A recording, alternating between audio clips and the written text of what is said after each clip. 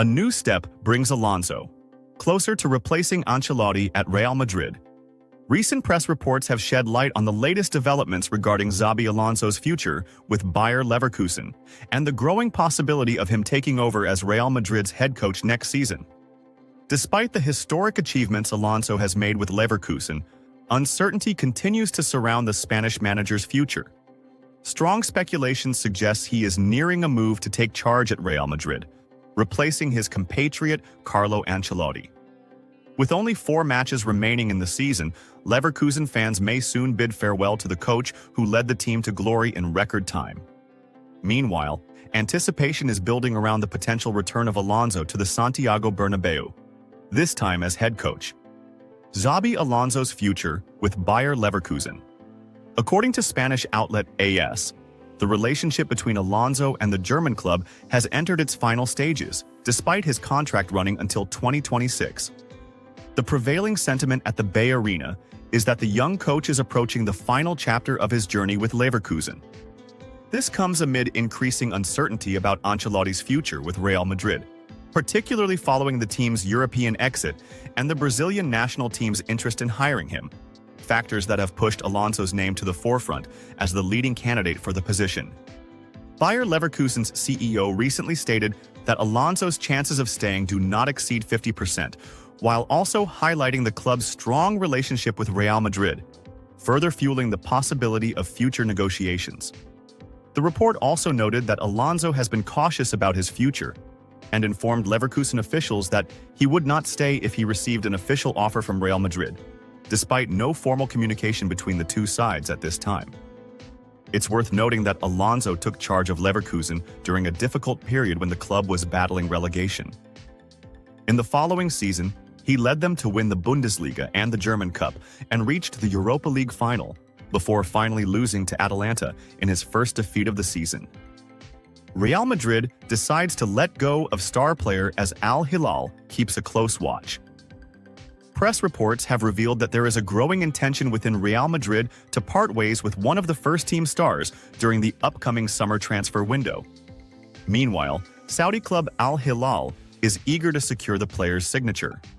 Reports had previously indicated that Al Hilal made a massive offer in February to sign Brazilian forward Rodrigo Goes from Real Madrid, aiming to include him in their squad for the FIFA Club World Cup. However, the player turned down the offer at that time. New development in Rodrigo's future at Real Madrid.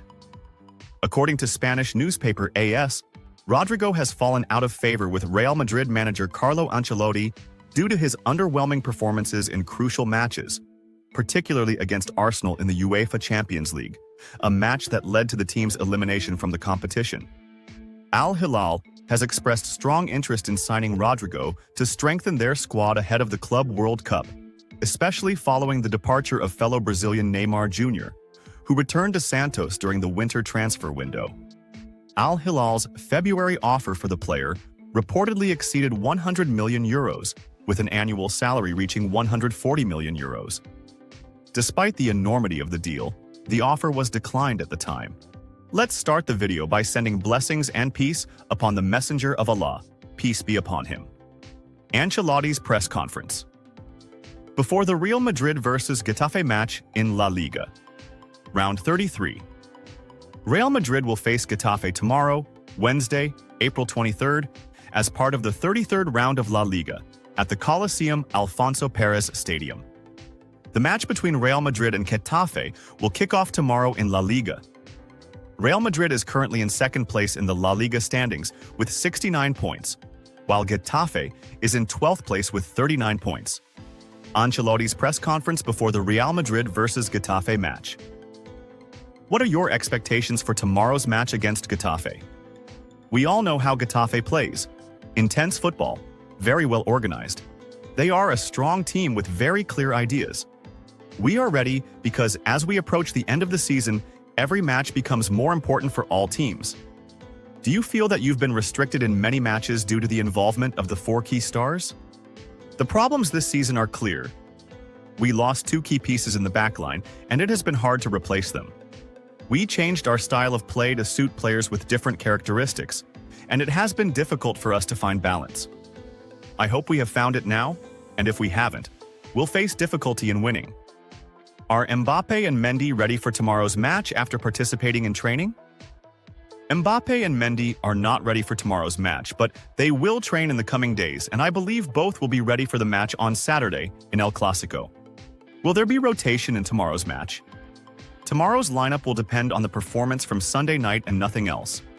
Some players are still feeling a bit tired, but that's completely normal. We'll see tomorrow. What's your comment on the rumors about your dismissal, even if Real Madrid wins both La Liga and the Copa del Rey? In football, anything is possible. Anything can happen at any time. Do you hope to remain as Real Madrid's coach next season for the sake of revenge? Honestly, I have no conflict with anyone or anything. I love this bench, and I hope this lasts as long as possible. If it ends one day, I'll be grateful and tip my hat to this club, nothing more. Have you spoken to Mbappe about the booing he received? He was hurt by the injury because he cannot help the team. He is doing everything to be available for Saturday. What needs to change in Endrick's game for him to play more? Nothing. He is progressing very well, and now he has a bigger role to play because there are also games where we need his strength and quality. If you win the cup, will you have a better chance of winning the league? The two titles we are competing for, along with the World Cup, depend on winning against Barcelona. That's the only doubt we don't have at the moment. We have to come out strong in the next match and focus on the cup final. We are confident that we can do that and achieve it. There's something that needs to change in this regard, and we will change it. How have you been living these past days? The club knows that this year has been more complicated than last year. Together, we are facing the difficulties. The honeymoon continues, and I'm very happy. I'm under a lot of pressure, but that's always the case. You see success so close, and it's normal for the tension to increase. But tension is fuel for me. It doesn't bother me. It gives me more energy to think about more things. When I wake up in the morning, everything is fine. Would you encourage the players to put in more effort if you could go back to August? In Italy, they say that whenever a problem arises, they blame the left hand. This also happened in the first phase. I try to manage my relationships with people based on my identity. In relationships, you have to show your true self. This season, I got angry many times. My relationship is about building connections with people on the same level, and that's why you have to respect and be respected. And that's what happened. I'm a lefty in life because there was no right-hand relationship with my father, my coach, or my teacher. I can't use the whip approach. Hiring another coach for me is not the way. Have you planned any signings for next season? We've never thought about signings during the season. The club always thinks about signings at the end of the season. Did you think you would face so many problems this season? It could have been done better. I have to take responsibility for some mistakes, but this is the evaluation we can make at the end of the season. What do you think about the scheduling of the matches? I'm not complaining about this. It's something that can happen. We couldn't play against Athletic Bilbao on Saturday to play on Tuesday. It's good because we have enough time to recover and we don't have to travel. It might be better to do it at a time other than 9:30 p.m. because many people are asleep at that time. I hope my players don't sleep tomorrow. Regarding the left-back position, were you impressed by Garcia's performance this year? He has improved. He's played more and has performed well almost always. In some matches, I put Camavinga because they have different characteristics. Eduardo is used to playing inside, and sometimes when you play with Vinicius outside, Fran has more difficulty showing his quality. What do you think about Real Madrid being portrayed as the victim in the finals against Barcelona? Not exactly, but that's the situation. It seems like they are better than us, but finals are unpredictable.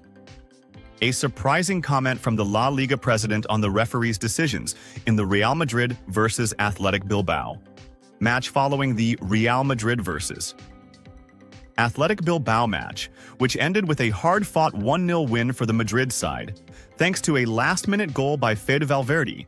The controversial moment surrounding the non-award of a penalty for Jude Bellingham in the 87th minute sparked a fresh wave of analysis and questions. The matter even reached the highest authority in La Liga, presided over by Javier Tebas.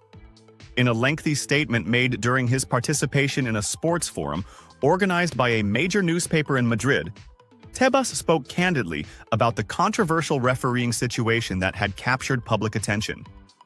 He subtly conveyed messages regarding what he described as the urgent need to reconsider the development paths of refereeing in La Liga, particularly during the critical moments of the season.